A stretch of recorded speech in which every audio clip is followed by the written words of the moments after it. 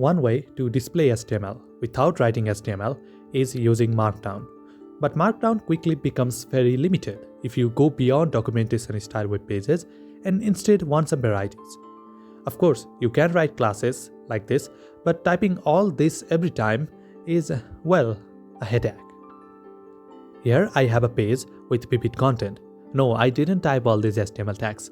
Instead, there's a script which parses the text file and gives different styles and tags on the basis of some identifiers. And this is the text file. No, I don't write in Notepad or VS Code. I write instead in Google Docs and fetch each doc file inside a particular drive folder as a text file with free API, and then process these text files to create an array and then render a page for each item of that array. And this is how to write. You write metadata and other information using a hashtag like this. Here is the title, meta description, etc. For things like tags, categories, which need to be an array so that you can map to display items, you write with comma separation. Of course, you can customize this for anything by updating one word inside the code. For the normal paragraph, we will write simply without anything. For bold, you write 4 colons and give space and then write whatever you want.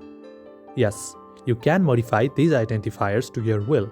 Just use something easy to type and remember. These are just my settings.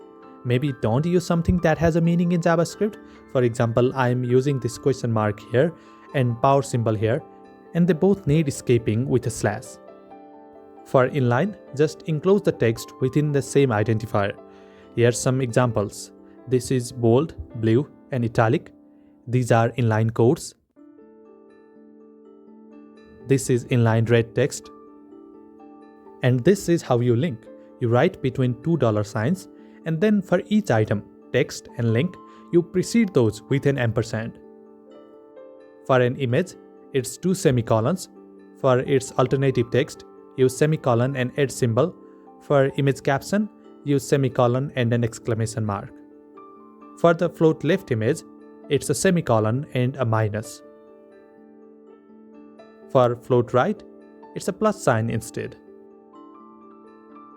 For an unordered list, use minus and colon. Write items with comma separation. This will be an array and we are going to map this to display list items.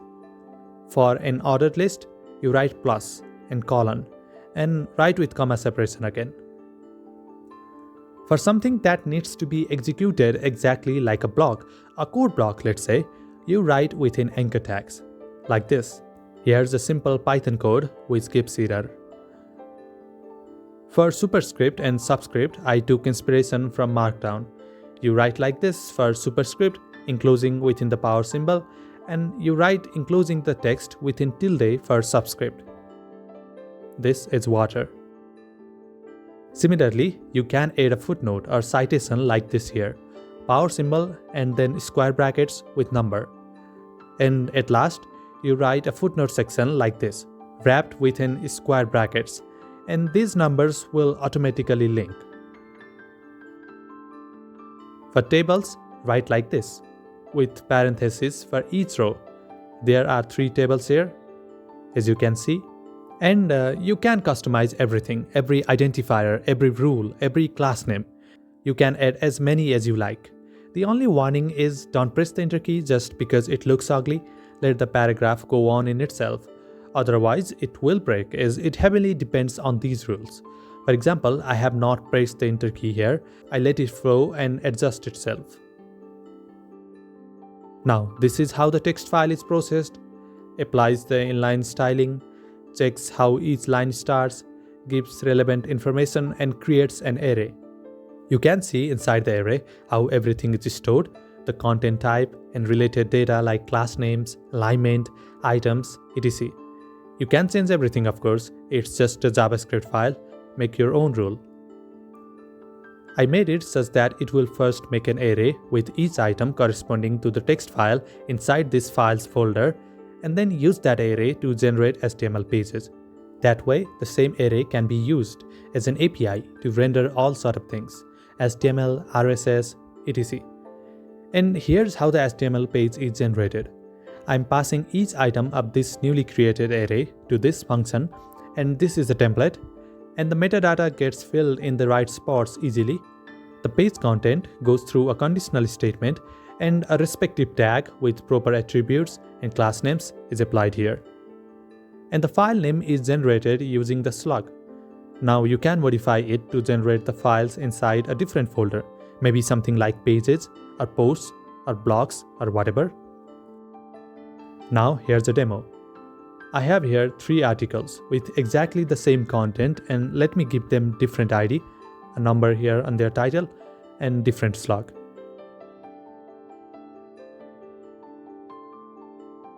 Now I'm going to fetch them with this script, and these new text files will appear here with the same name as in the Google Drive.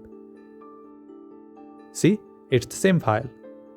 Now I'm going to run create script, and 3 HTML files with their slug as the file name will appear here in the root folder. And if I open them, they are different in title, although the rest of the content is the same. I have this project in my GitHub repo, which I have linked in the description if you want to look into it and modify it for your use.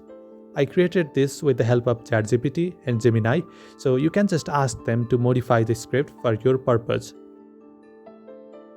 This isn't automatic though. You might have noticed that I need to run these scripts using commands, and this main file is actually 2 files, text parser and HTML renderer, but I stitched them into one so that I can run it with one command. You might want to create a .bat file or something so that you can just double click and the command will run.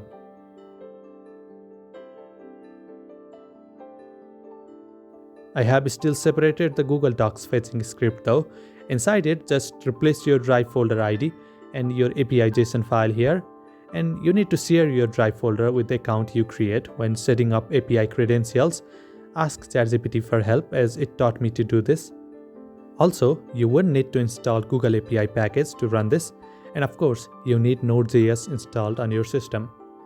Now this isn't very robust and can break easily if you want to break it, but I have used this exact method with Astro.js for my blog website, and I'm loving it very much. You might not love it, but I hope you get some interesting ideas because of this project and this video. Thanks for watching.